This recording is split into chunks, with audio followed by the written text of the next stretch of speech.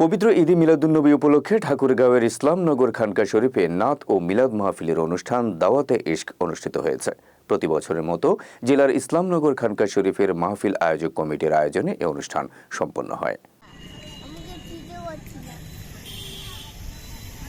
রোববার জোহর নামাজের পর থেকে শুরু হয় মহানবী হযরত মুহাম্মদ সাল্লাল্লাহু আলাইহি ওয়াসাল্লামের জন্মবার্ষিকীর মিলাদ মাহফিল। মিলাদ মাহফিল শেষে মুসল্লিদের বিতরণের জন্য ৫৮টি গরু, ১৭০টি ছাগল জবাই করে রাতভর চলে তবারক রান্না করা সহ নানা কর্মযজ্ঞ।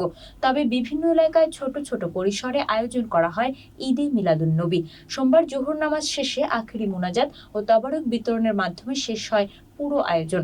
এছাড়া দিবসটি পালনে মহানবী হযরত মুহাম্মদ সাল্লাল্লাহু আলাইহি ওয়াসাল্লামের জীবনী, সূরা কেরাত পাঠ, মিলাদ ও দোয়া মাহফিলের আয়োজন করে জেলার সরকারি বেসরকারি দপ্তর ও শিক্ষা প্রতিষ্ঠান।